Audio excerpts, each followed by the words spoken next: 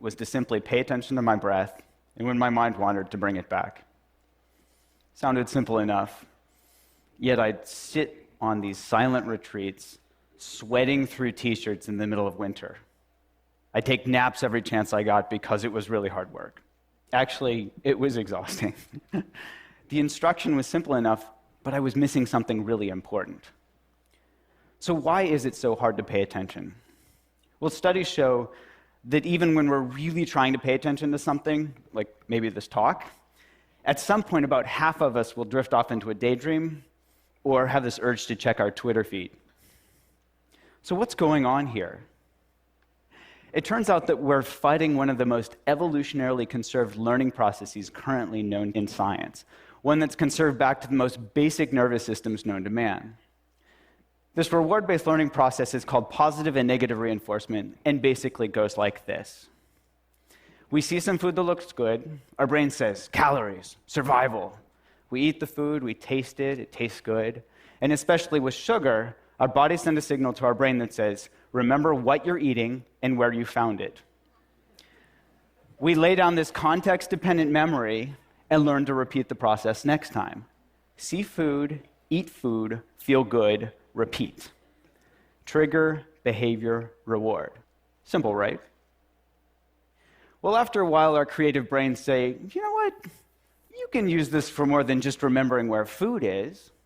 Next time you feel bad, why don't you try eating something good so you'll feel better?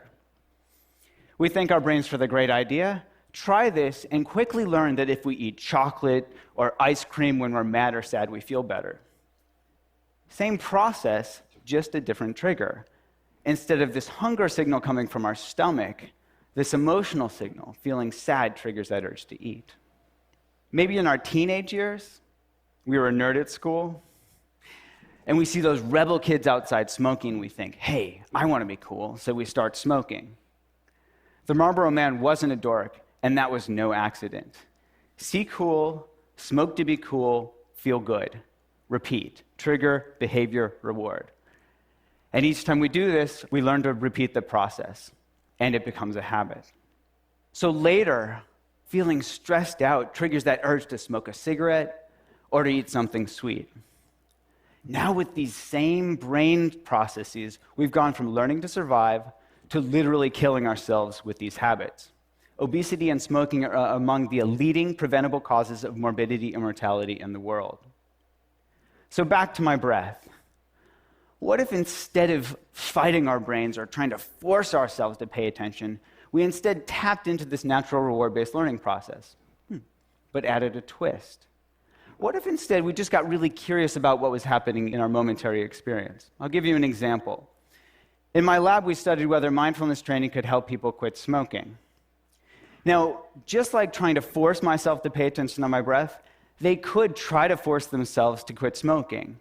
And the majority of them had tried this before and failed, on average 6 times. Now, with mindfulness training, we dropped the bit about forcing and instead focused on being curious. In fact, we even told them to smoke. What? Yeah, we said, go ahead and smoke.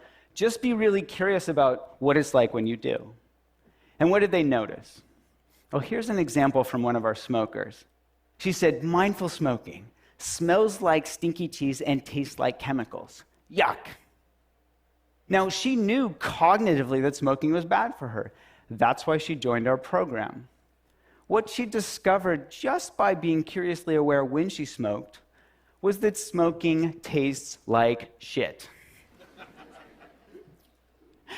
Now, she moved from knowledge to wisdom. She moved from knowing in her head that smoking was bad for her to knowing it in her bones. And this spell of smoking was broken. She started to become disenchanted with her behavior. Now, the prefrontal cortex, that youngest part of our brain from an evolutionary perspective, it understands on an intellectual level that we shouldn't smoke. And it tries its hardest to help us change our behavior, to help us stop smoking, to help us stop eating that second, that third, that fourth cookie. We call this cognitive control. We're using cognition to control our behavior. Unfortunately, this is also the first part of our brain that goes offline when we get stressed out, which isn't that helpful. Now, we can all relate to this in our own experience. We're much more likely to do things like yell at our spouse or kids when we're stressed out or tired, even though we know it's not going to be helpful. We just can't help ourselves. Now, when the prefrontal cortex goes offline, we fall back into our old habits, which is why this disenchantment is so important. Seeing what we get from our habits helps us understand them in a deeper level, to know it in our bones, so we don't have to force ourselves to hold back or restrain ourselves from behavior. We're just less interested in doing it in the first place. And this is what mindfulness is all about. Seeing really clearly what we get when we get caught up in our behaviors, becoming disenchanted on a visceral level, and from this disenchanted stance, naturally letting go. This isn't to say that, poof, magically we quit smoking, but over time, as we learn to see more and more clearly the results of our actions, we let go of old habits and form new ones. The paradox here is that mindfulness is just about being really interested in getting close and personal with what's actually happening in our bodies and minds from moment to moment. This willingness to turn toward our experience rather than trying to make unpleasant cravings go away as quickly as possible. And this willingness to turn toward our experience is supported by curiosity, which is naturally rewarding. What does curiosity feel like? It feels good. And what happens when we get curious? We start to notice that cravings are simply made up of body sensations. Oh, there's tightness, there's tension, there's restlessness, and that these body sensations come and go. These are bite-sized pieces of experiences that we can manage from moment to moment, rather than getting clobbered by this huge, scary craving that we choke on. In other words, when we get curious, we step out of our old fear-based reactive habit patterns and we step into being. We become this inner scientist where we're eagerly awaiting that next data point. Now, this might sound too simplistic to affect behavior, but in one study we found that mindfulness training was twice as good as gold standard therapy at helping people quit smoking. So it actually works. And when we studied the brains of experienced meditators, we found that parts of a neural network of self-referential processing called the default mode network were at play. Now, one current hypothesis is that a region of this network called the posterior cingulate cortex is activated not necessarily by craving itself, but when we get caught up in it, when we get sucked in and it takes us for a ride. In contrast, when we let go, step out of the process just by being curiously aware of what's happening, this same brain region quiets down. Now we're testing app and online-based mindfulness training programs that target these core mechanisms.